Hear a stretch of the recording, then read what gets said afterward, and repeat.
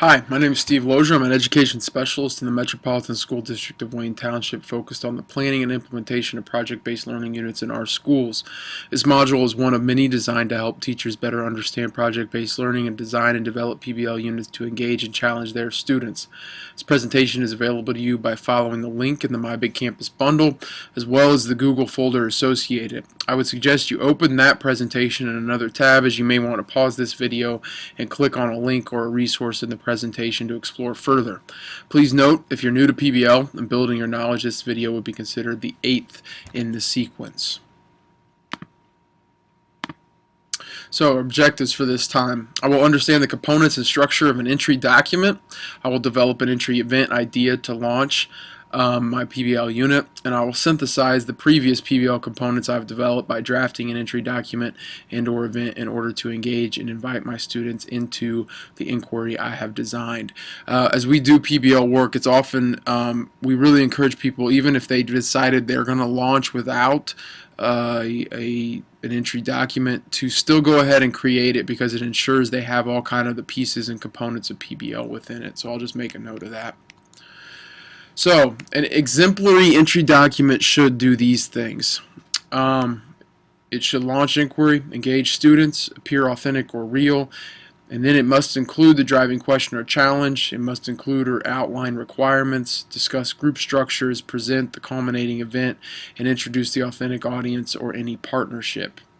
Or you can leave any of these sort of things out, and that's the point of the asterisk, if you have a purpose. So if you want a greater degree of student voice and choice, you can choose to maybe not put in group structures if students are going to determine group structures. If you think outlining requirements is going to give kids too much information and take away some of the inquiry, you may not want to do that. So be very strategic in your choices in that. So you know your students and you know your content, and when thinking about how to launch the inquiry, consider the term entry and think of it like you are crafting the best door for your students to walk through into a room focused on a problem or a challenge, maybe where a conversation about that problem or challenge is starting or is already going on. So the major question is, how do you optimally hook students to generate an energy and passion toward the problem, challenge, issue that will propel or catapult them through the unit? So just as I hope you learned with driving questions, understand it is probably unique to your students in your classroom. Also, it's important to be aware that just like a no need to know space, students often return to this document throughout the unit to refocus or reframe their learning. So it's a tool of inquiry too. It's not just something to kick it off. So one of those components is a driving question or challenge somewhere in that entry document. It's often bolded and repeated to emphasize it.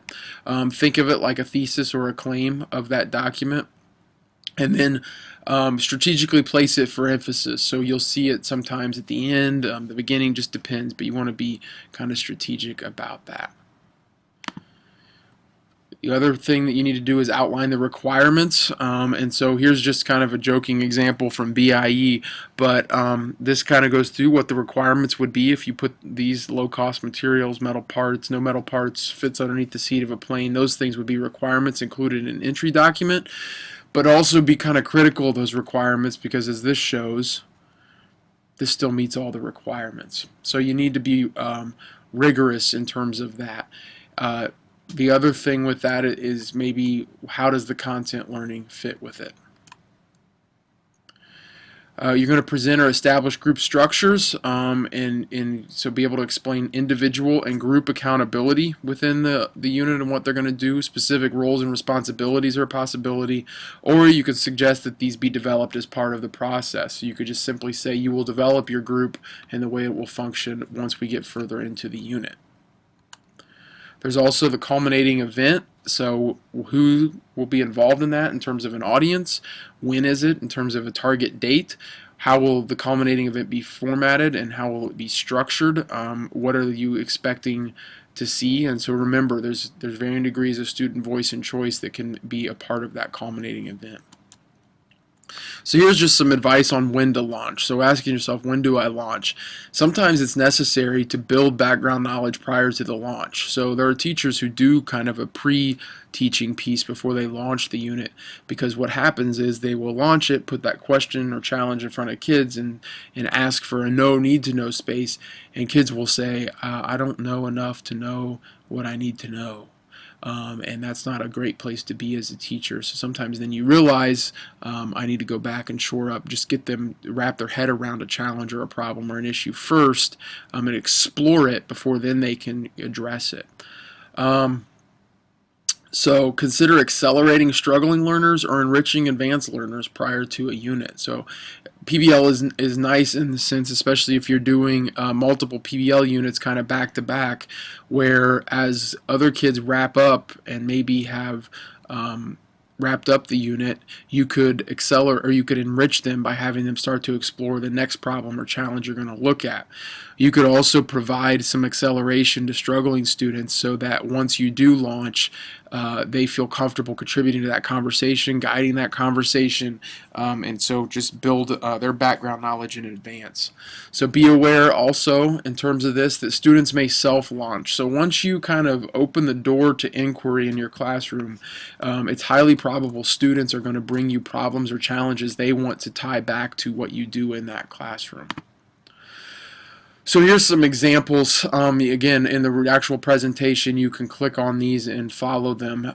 And these are just examples of entry events. So we just kind of went through the parameters of an entry document. These are examples of entry events. So field trips can be an entry event. So you could start with that then leads to some learning and gives field trips some really powerful curricular purpose.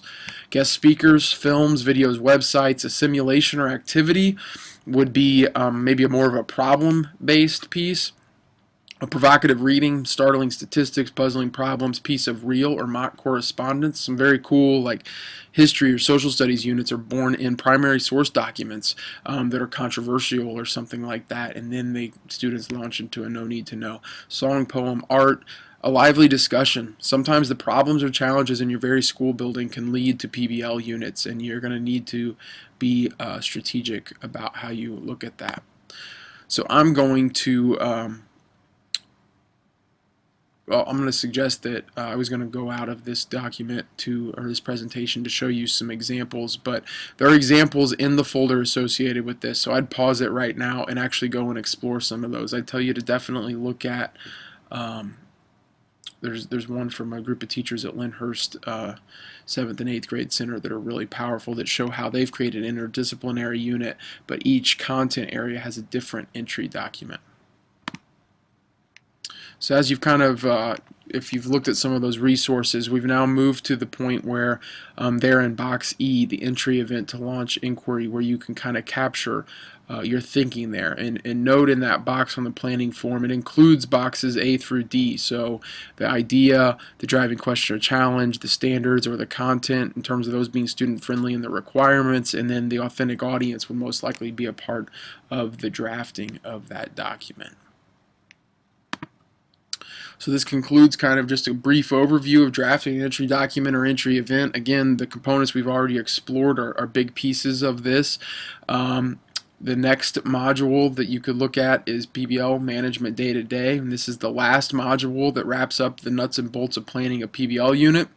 In this next module, you will examine how to manage a unit in your classroom once you've implemented.